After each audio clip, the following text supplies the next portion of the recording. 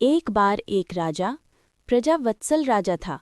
धन, वैभव और ऐश्वर्य का घमंड उसे लेश मात्र भी नहीं था। कुशालतापूर्ण राज्य का शासन करने के साथ साथ वो पूर्ण समर्पण भाव से ईश्वर की भक्ति करता था। एक बार उसकी भक्ति से प्रसन्न होकर ईश्वर ने उसे साक्षात दर्शन दिए। भगवान के दर्शन पाकर वो धन्य हो गया। भगवान बोले कि मैं तुम्हारी भक्ति से प्रसन्न हूँ, तुम जो चाहो वो मांग लो। राजा बोला कि प्रभु, मेरे पास आपका दिया सब कुछ है, लेकिन मेरी एक इच्छा है कि जैसे आपने मुझे साक्षात दर्शन दिए हैं, वैसे ही मेरी पत्नी, स्वजनों और प्रजा को भी दर्शन देकर कृतार्थ करें। भगवान बोले कि राजन, ईश्वर के दर्शन के लिए हृदय में वैसी भक्ति भाव और तड़प भी होनी चाहिए, उसके बिना वो मेरे दर्शन कर पाएंगे। राजा ने विनम्रतापूर्वक निवेदन किया तो भगवान बोले कि ठीक है, कल जो भी मैं पर्वत की चोटी पर पहुंच जाएगा मैं उसको साक्षात दर्शन दूंगा, लेकिन मेरी एक शर्त है, तुम किसी को भी मेरे दर्शन करने के लिए विवश नहीं करोगे। राजा ने हाँ में हामी भर दी। राजा ने पूरे राज्य में घोषणा करवा दी कि भगवान कल साक्षात पर्वत की चोटी पर दर्शन देंगे। सभी लोग कल राजा के संग पर्वत पर चलने के लिए तैयार रहें।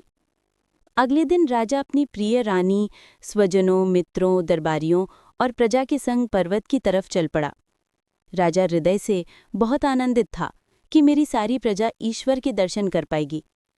अपनी कुछ दूरी पर ही पहुंचे थे कि एक तांबे के सिक्कों का पहाड़ दिखा। बहुत से प्रजाजन उन सिक्कों को अपने कपड़ों में समेटकर वापस लौट गए। राजा के समझाने का उन पर कोई असर नहीं हुआ। कुछ रास्ता और तय करने के पश्चात चांदी के सिक्कों का पहाड़ दिखा।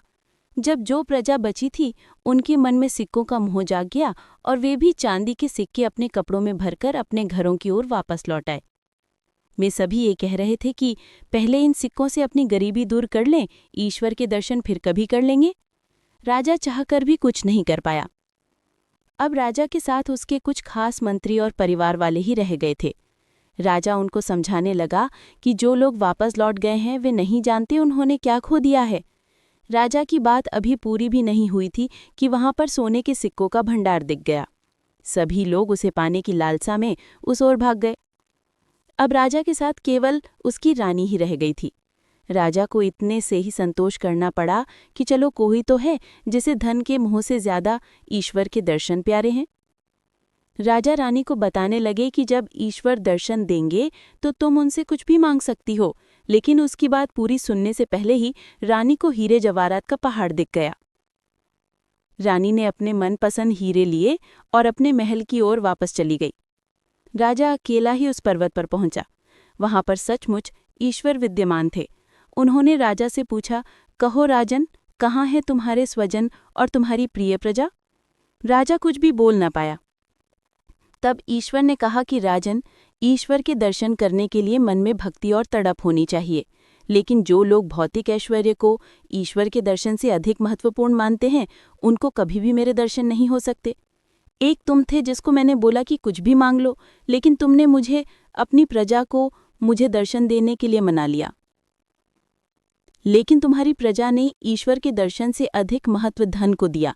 राजन, भक्ति ईश्वर के प्रति समर्पण भाव है, जो श्रद्धा भाव और विश्वास के साथ हृदय से होकर विचारों में आता है।